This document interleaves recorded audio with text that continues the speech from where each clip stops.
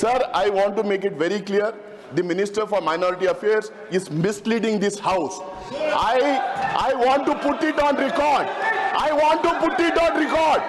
I want to. After him. I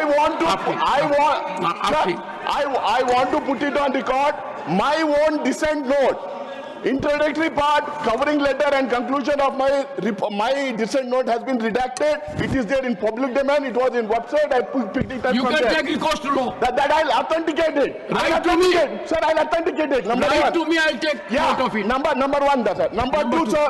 In JPC, non-stakeholders were called. Minutes of meetings were not given. Responses of witnesses were not provided. Presentations were not provided. Discussion among JPC members were not done.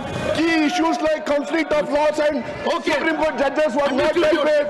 And key witnesses were not called. And dissent was redacted. 1 minute. That is why we say this report is not complete. ये report फर्जी है. इसको वापस करना चाहिए. इसको बिल्कुल वापस करना चाहिए. सर, धन्यवाद.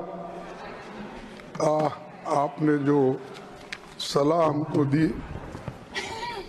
ठीक है, हम उसको मानते हैं, लेकिन यही तरीका अगर उधर वाले भी मान गए तो मैं समझता हूं नड्डा साहब अपने मेंबर्स को बड़े कंट्रोल में रखे हैं. हमारा एक ही विषय है, जो वक्फ बोर्ड की जेपीसी की रिपोर्ट है, जिस रिपोर्ट में अनेक सदस्यों ने अपना डिसेंट नोट दिया है, वो नोट देने के बावजूद भी प्रोसीडिंग से निकालना और उन मेजॉरिटी मेंबर्स के व्यूज सिर्फ उसमें रखकर बुलडोज करना, ये ठीक नहीं है. ये कंडेमेबल है और एंटी डेमोक्रेसी है, एंटी प्रोसीजर है. और दूसरी चीज नॉन स्टेक होल्डर्स बाहर से बुला के उनको जो होना, उन लोगों को खड़ा करके उनका स्टेटमेंट ले रहे. और जो इतने लोग पार्लियामेंट में जो भी डिसेंट नोट दिए हैं, क्या उसमें कोई एक पढ़ा लिखा नहीं है, कोई जानता नहीं है, और वक्फ बोर्ड एक्ट को कोई पढ़ा नहीं है? मेरे को बड़ा ताजुब लग रहा है. अरे आपको अगर कुछ करना भी है तो आप डिसेंट नोट के व्यूज को प्रिंट करके या अपने रिपोर्ट में डाल के बोलना चाहिए.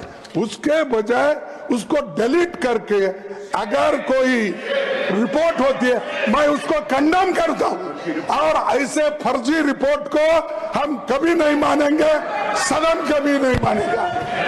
और जब प्रोसीजर फॉलो नहीं होती, वो पार्ट ऑफ इस हाउस का विभाग नहीं बन सकता. तो इसीलिए मैं आपसे विनती कर रहा हूं कि उनको डायरेक्शन दीजिए, जो भी रिपोर्ट आई है वो अगर वो रिपोर्ट में डिसेंट व्यूज नहीं है तो उसको वापस भेजिए, निकाल दीजिए, और उसके बाद में फिर एक बार, दो बार और एक बार आप पुनर्विचार करके उस सभी डिसेंट व्यूज को डाल के आप पेश कीजिए. फिर आगे क्या होता हम देख लेंगे. दूसरी बात सर, देखो, दूसरी बात सर, आप मालूम है जब मेंबर्स एजिटेट क्यों होते हैं, ये सिर्फ उनका घर का सवाल नहीं है. मैं अरे तो बहुत कोर्ट को बहुत करते, बैठो, बहुत कोर्ट वाले हैं. देखिए सर, मैं ये किसी इंडिविजुअल का सवाल नहीं. वो मेंबर्स जो आके एजिटेट कर रहे हैं तो कहीं अपने लिए नहीं, पूरे समाज के लिए, जिनके ऊपर अन्याय हो रहा है, उस अन्याय के खिलाफ वो प्रोजेक्ट कर रहे हैं. और इससे देश के लिए भी ठीक है, क्योंकि we wanted a united all inclusive growth और पीसफुल रहना कंट्री. ये सभी हम चाहते हैं और उसके लिए हम मदद भी कर रहे हैं आपको. लेकिन आप ये संविधान के विरुद्ध अगर ऐसी चीजें करती है तो ऐसा ही गड़बड़ होता है, फिर इसको लोग प्रोटेस्ट करेंगे.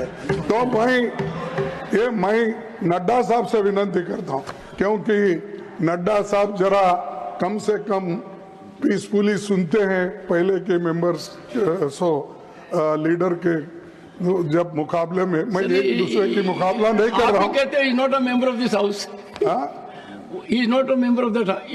ओके ठीक है, मैं कभी कभी याद दिलाना पड़ता है। जैसा इतिहास का आप जिक्र करते हैं, राम का, विक्रमादित्य का, ये जैसा जिक्र करते हैं, वैसा मैं उनको ये बोल रहा हूं कि आप प्रेसिडेंट भी हो, आपका इन्फ्लुएंस इसमें जरूरी है। आप इसको विड्रॉ करने के लिए, और इसको अनकॉन्स्टिट्यूशनल है, इसीलिए जेपीसी को फिर से आप भेजिए और इसको आप प्लेस करने के लिए। सर आप रिफ्यूज कर सकते हैं, कितने गवर्नर बिल्स रिफ्यूज करके वापस भेजे हैं हर स्टेट में सर गवर्नर छोटे छोटे रीजन जो संबंधित नहीं है, तमिलनाडु का गवर्नर भेजता है और कर्नाटक भेजते हैं, हर जगह। इसीलिए मैं बोलता हूं आप वो डिसेंट नोट्स को डलवाइए, फिर से उसको रिपोर्ट में डालिए, तब तक ये वापस भेजिए और आप करना चाहिए। मैं आपसे विनती कर